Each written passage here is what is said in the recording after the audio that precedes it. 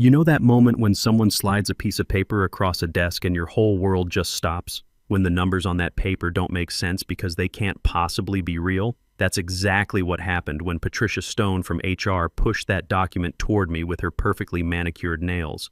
58% pay cut, from $160,000 down to $75,000. I stared at those numbers, like they might rearrange themselves if I looked hard enough. I'm William Parker, Bill to everyone who matters.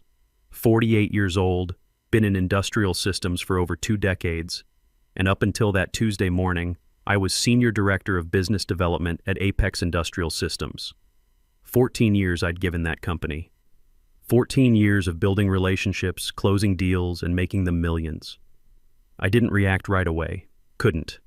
Just sat there in that sterile conference room while Jason Reed, some 35-year-old MBA hotshot from Megadyne Corporation, explained how this was all about optimizing operational efficiency and right-sizing compensation structures. Corporate speak for screwing over the people who actually built the business. This reflects current market standards for your role, Jason said, straightening his expensive tie. He'd been sent from headquarters after Megadyne bought us 6 months earlier. One of those guys who thinks an MBA from Wharton makes him smarter than people with actual experience. The kind who uses phrases like synergistic value propositions in casual conversation. Patricia wouldn't look me in the eye. She'd been with Apex almost as long as I had, back when we were a scrappy company of 30 people in a converted warehouse. Back when Stephen Clark, our founder, knew everyone's name and actually cared about our families. Now she was just another corporate drone reading from a script, probably terrified of losing her own job. "We need your decision by Thursday," she said, her voice barely above a whisper. "If this arrangement doesn't work for you, we understand, but we'll need to begin the transition process immediately. Translation: take the pay cut or get out." I looked around that conference room with its generic corporate art and motivational posters about excellence and teamwork. Everything personal about Apex had been stripped away, replaced with Megadyne's sterile efficiency. The ping-pong table was gone. The Friday afternoon beers were history. Even the coffee had gotten worse. My client portfolio was worth $35 million annually. 6 major accounts that trusted me personally, not the company logo on my business card. Jennifer Collins at Steelworks Manufacturing had been with me for 6 years. When their main production line went down 2 summers ago, I spent 72 hours straight coordinating emergency parts delivery, not because my job description required it, but because their business mattered to me.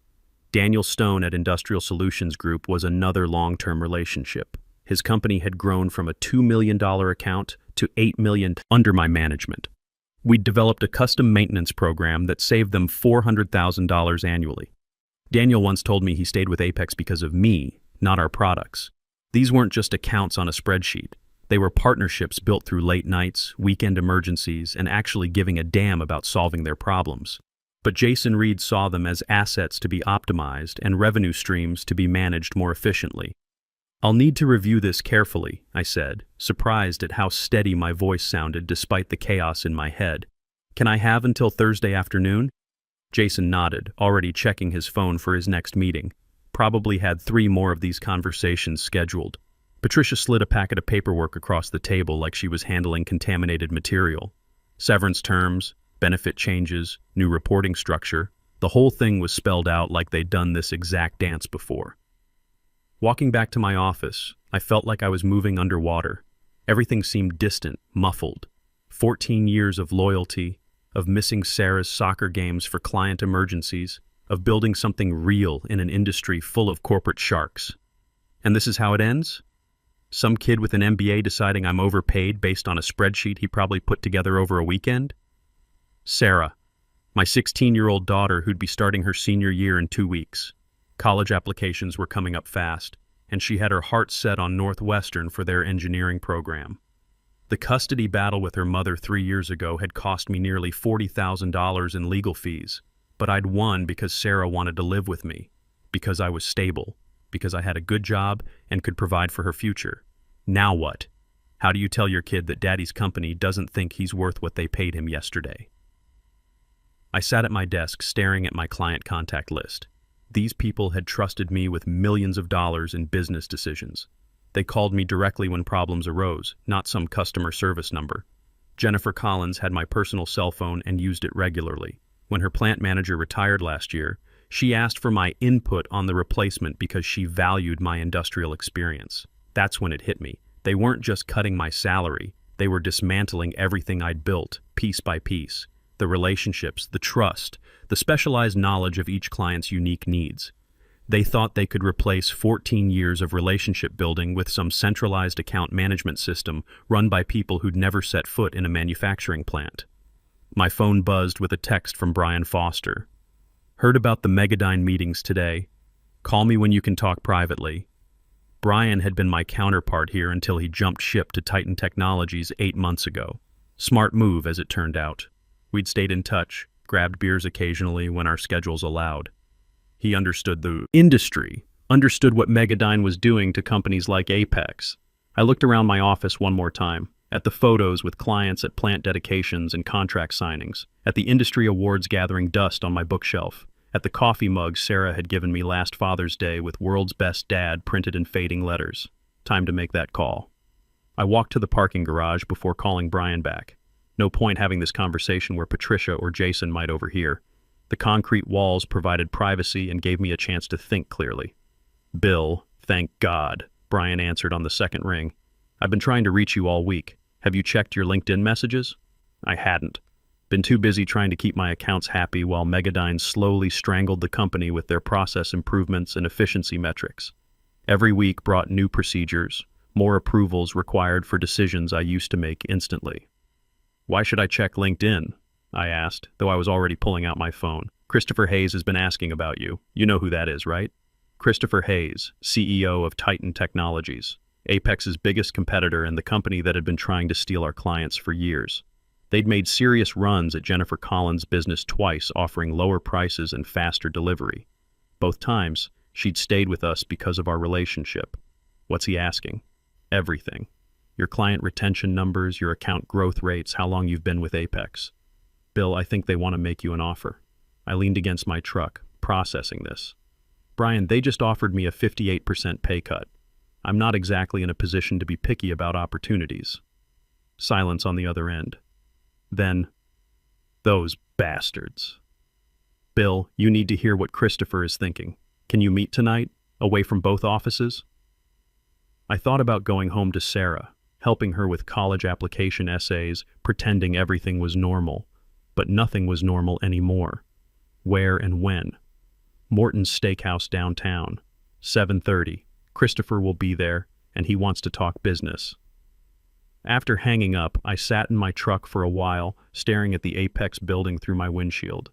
14 years of my life were behind those windows. Late nights preparing proposals, early morning crisis calls, celebrations when we landed big contracts. The building looked the same, but everything inside had changed since Megadyne took over. I pulled up LinkedIn on my phone and scrolled through my messages. 3 from Christopher Hayes over the past 2 weeks. Professional, curious about my future plans and whether I'd be open to exploring new opportunities. How had I missed these? Then I saw messages from 2 other competitors. Anderson Industrial asking about my availability. TechFlow Solutions wondering if I'd consider a strategic conversation. Word was getting out about Megadyne's restructuring. In our industry, news traveled fast, through a network of relationships built over decades. I drove home through rush hour traffic, my mind racing. Sarah would be at the coffee shop until 9 p.m., working her usual Tuesday shift. She'd started there 3 months ago, saving money for college expenses and gaining work experience. Smart kid, always thinking ahead. Our house still felt too big sometimes. 3 bedrooms, 2 bathrooms, nice yard. I'd bought it during the divorce proceedings to show the court I could provide stability for Sarah. The mortgage was manageable on my Apex salary, but on $75,000, the math didn't work. I spent an hour going through my original employment contract, the one from 14 years ago when Apex was still independent. Back then, Stephen Clark had been more focused on building a company culture than protecting against legal risks. No non-compete clause, no restrictions on client relationships after termination. Megadyne had implemented new contracts for recent hires loaded with non-competes and confidentiality agreements. But us legacy employees were still under the original terms. Stephen's oversight had become their vulnerability. I opened my laptop and reviewed my client files. Not the official CRM data that belonged to the company, but my personal notes accumulated over years of relationship building. Who to call when permits got delayed, which plant managers preferred technical specs versus cost summaries, which executives were planning expansions or considering vendor changes. This knowledge wasn't confidential exactly, but it was valuable, very valuable. I'd earned it through thousands of phone calls, plant visits, and problem-solving sessions. It lived in my head, not in any company database. Jennifer Collins had mentioned last month that Steelworks was evaluating their vendor relationships as part of a company-wide cost reduction initiative. Daniel Stone's contract renewal was coming up in January, and he'd expressed concerns about Megadyne's service response times. Michael Brooks at Advanced Manufacturing had complained twice about our new automated support system, saying he missed talking to people who understood his business. These weren't just accounts to manage. They were relationships to nurture. And Megadyne's MBA efficiency experts didn't understand the difference. I closed my laptop and checked the time. 6:45 p.m. Morton's was a 20-minute drive downtown, longer in traffic. Time to get dressed for whatever Christopher Hayes had in mind. My best suit, the navy one I wore for major client presentations. Sarah always said it made me look official. I'd worn it the day I closed the biggest deal in Apex history, a $12 million contract with Jennifer's company that took 8 months of negotiations. I thought about calling Sarah at work just to hear her voice. But what would I say? That her dad's career was imploding? That college might suddenly become unaffordable? That 14 years of building something meaningful had been reduced to a spreadsheet calculation by some corporate efficiency expert? No, not yet. First, I needed to hear what Titan Technologies was offering. Then I could figure out how to explain everything to my daughter. I grabbed my keys and headed back to the truck. Time to find out what my 14 years of relationship building were actually worth on the open market. The drive downtown gave me time to think about what I wanted from this meeting. Not just a job, but validation. Proof that experience mattered, that relationships had value, that loyalty should flow both ways. Morton's parking lot was busy for a Tuesday night. Through the windows, I could see the usual mix of business dinners and deal-making conversations that happened in every decent steakhouse in America. Time to find out which category this meeting belonged to. Morton's was warm and inviting compared to the sterile conference rooms I'd been sitting in lately. Christopher Hayes was easy to spot at a corner table. Silver hair, confident posture, the kind of presence that suggested success without needing to advertise it. Brian waved me over with a slight smile that told me this meeting was going to be interesting.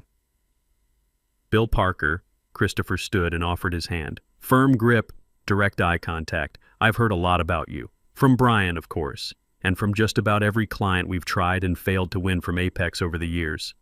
I sat down, ordered coffee, and got straight to business. Brian mentioned you've been asking about me. What's your interest? Christopher didn't waste time with small talk. Your client retention rate over the past 5 years is 96%. Industry average is 71%. Every major account you manage has expanded their business with Apex during your tenure, despite our best efforts to win them over. He pulled out a tablet, scrolled through some data. Jennifer Collins at Steelworks. We pitched them last year with a proposal 18% lower than your pricing. She didn't even negotiate with you, just renewed automatically. Daniel Stone's company doubled their contract value in 3 years. Michael Brooks at Advanced Manufacturing told our sales team, and I quote, "We don't buy industrial systems. We buy Bill Parker's expertise." I took a sip of coffee, processing this. You've done your homework. We've tried to recruit you 3 times over the past 4 years, Brian added. Each time loyalty won out. But Megadyne isn't the same company you joined, is it? No, I said. It's not. Christopher leaned forward. Bill, we've heard rumors about what's happening over there. Cost-cutting measures, salary reductions, plans to centralize account management. Is it as bad as we think? I thought about Patricia Stone's inability to meet my eyes, about Jason Reed's corporate buzzwords, about the 58% pay cut sitting in a folder on my desk. Worse. They just offered me $75,000 to keep doing a job that generates $35 million in annual revenue. Christopher and Brian exchanged a look. What's your current salary? Christopher asked. $160,000. Was anyway. Christopher slid a folder across the table. This is what we think you're worth. I opened it carefully. Inside was an offer letter on Titan Technologies letterhead. Chief Revenue Officer, $195,000 base salary, 30% annual bonus potential, signing bonus of $25,000, stock options, health benefits that would cover everything for Sarah, including the inhaler she needed for exercise-induced asthma. I stared at the numbers. It was $35,000 more than my current Apex salary, more than double what Megadyne was offering. Why? I asked. Why this much? Christopher didn't hesitate. Because we've lost $18 million in potential contracts to your company over the past 3 years, all accounts you personally managed. Because our market research tells us that when clients work with you, their average contract value increases by 140% over 3 years compared to industry standard of 23%. He paused, took a sip of his drink. Because I've personally had 4 different executives tell me they stay with Apex specifically because of Bill Parker. You're not just an account manager. You're a competitive advantage that Megadyne is too focused on spreadsheets to recognize. Brian jumped in with something that made my stomach drop. There's something else you should know. We heard through industry contacts that Megadyne is planning to consolidate all major account management under their national team within 18 months. They're using these pay cuts to push out expensive regional talent before the restructuring. How do you know that? Their new VP of operations came from Tech Global, Christopher said.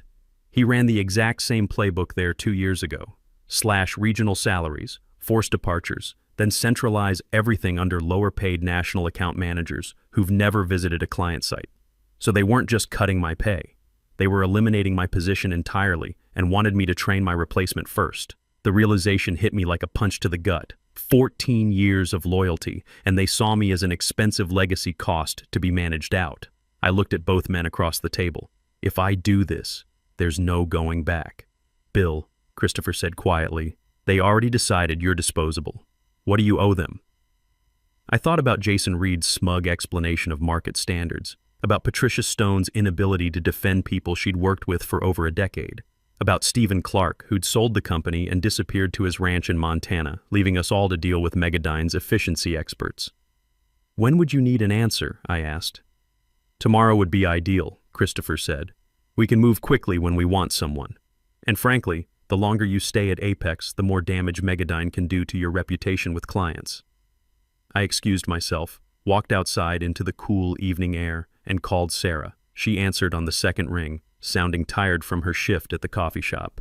Hey Dad, how was your day? How was my day? I almost laughed. Eventful. Listen, kiddo, how would you feel about your old man taking a new job? Are you getting fired? Direct question. She was definitely my daughter. No, but I might be making a change. Better opportunity, better pay. Does it mean you'd be happier? You've been stressed about work for months. I can tell, even when you try to hide it. Smart kid. Smarter than her old man sometimes. Yeah, I think it would mean I'd be happier. Then do it, Dad. Life's too short to be miserable at work. Plus, Northwestern is expensive, and I know you worry about college costs even though you tell me not to. I stood there on the sidewalk outside Morton's, looking at the city lights, thinking about my daughter's wisdom. She was right. Life was too short to accept being undervalued. When I walked back into the restaurant, Christopher and Brian were waiting patiently. No pressure, no sales pitch, just 2 professionals who understood what loyalty should look like. I accept, I said, sitting back down. But I need 48 hours to handle my resignation properly. Christopher smiled and extended his hand. Welcome to Titan Technologies, Bill. This is going to be interesting.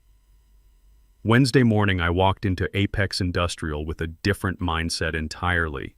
I wasn't a victim anymore. I was a competitor with inside knowledge and a 48-hour timeline. I had calls to make, relationships to protect, and a future to secure. My team was already at their desks when I arrived. Lisa Hayes, Jonathan Miller, and Amanda Reed, the survivors of what had been 8 people before Megadyne's optimization. They looked up when I passed, probably wondering if I'd taken the pay cut or if today was my last day. Their anxiety was visible. Everyone knew more cuts were coming.